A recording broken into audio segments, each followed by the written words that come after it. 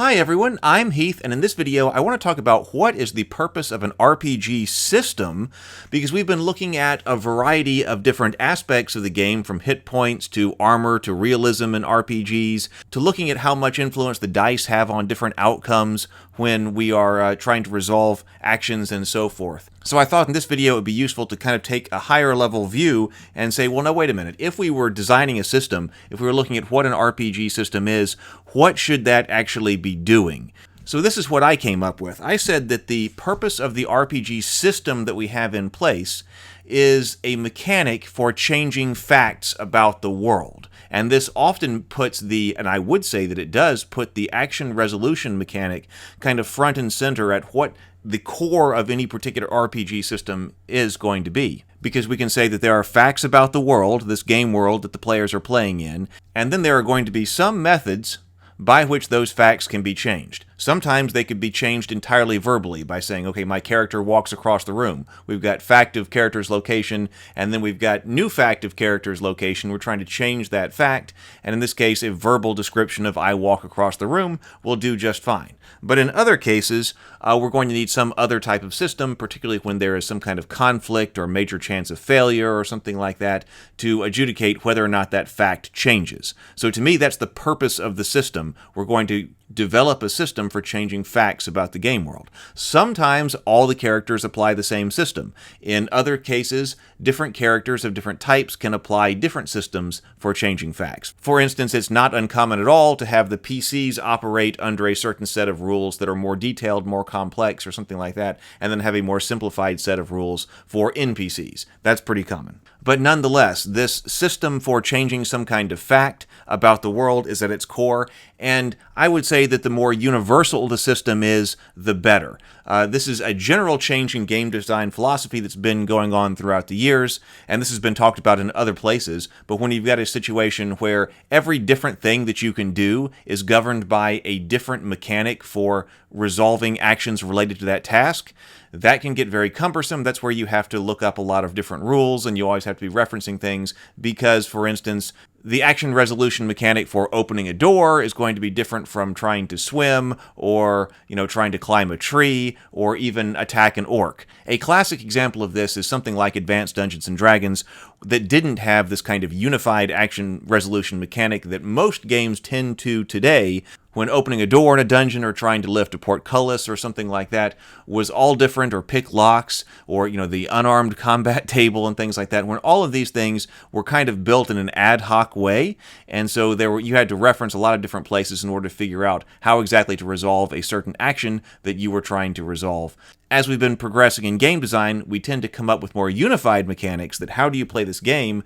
You use this particular mechanic, whatever it is, in order to resolve an action which results in a change of fact about the world. I would favor that kind of design philosophy today because to me that is a level of elegance that's in the game that you want your players, and including the game master, to understand how to play the game. And actually understanding how to play the game is understanding how to apply this action resolution mechanic that allows you to change facts about the world. And the more situations where a certain mechanic that people learn can be applied is going to speed up the game because you're not always having to look for the right kind of mechanic. You know that this is my general and might even be universal action resolution mechanic. If I have world in state A, and then I apply this resolution mechanic, and then I can change the facts of the world to be in state B. And that can be as simple as opening a door or trying to lift a portcullis or something like that. Or it can say that, the fact of the world is that orc is alive.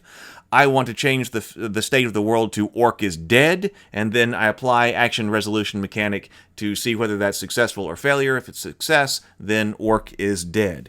Now, to me, that's a very high-level look at this, and then there's a lot of different ways that we could potentially create this mechanic for changing states of the world, changing facts about this world.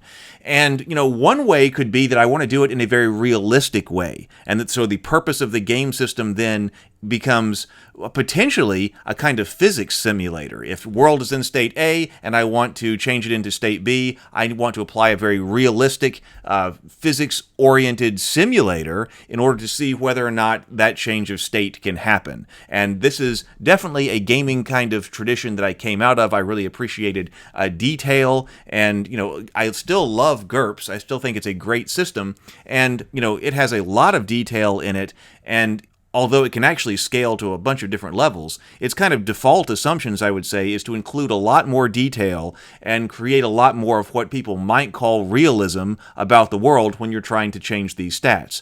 And fans of GURPS will talk a lot about that, whether or not the rules are even, correctly simulating reality, and if there's a better way to get a more realistic result. And that certainly has an appeal to certain kinds of gamers.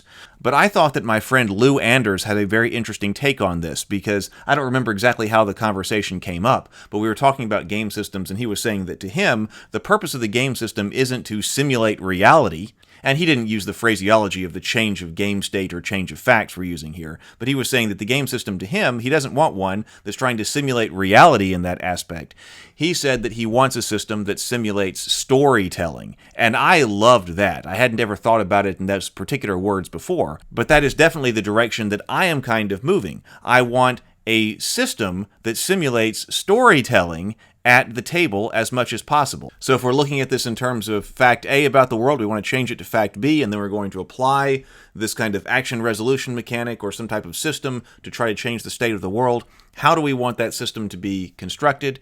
Some people will want that to be constructed in a highly realistic way, but for me, in the direction that I'm moving now, the idea is that, well, I want that to change in a way that simulates storytelling. To me, that is not to say at all that the role-playing game is supposed to be entirely a collaborative storytelling effort, because I do focus on the game side of things, and now is not the time to get into exactly what the definition of a game is.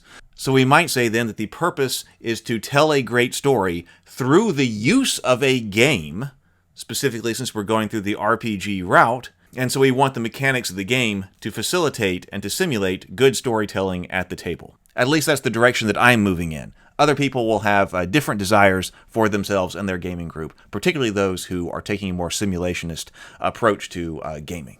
Anyway, what do you think? Let me know down in the comments below. If you enjoyed this video, please like, subscribe, and all of that jazz. It really helps a lot. But also, please check out The Cultists, the web series on this channel about modern-day D&D playing Lovecraftian cultists who just want to worship Cthulhu in a world full of people who just don't understand. Season 1 is on the channel now. But also, please check out my YouTube channel. I have over 150 videos on tabletop games and the fantasy genre. If you've enjoyed this video, you might enjoy many of them as well. I look forward to seeing you for them and many more videos to come. Later.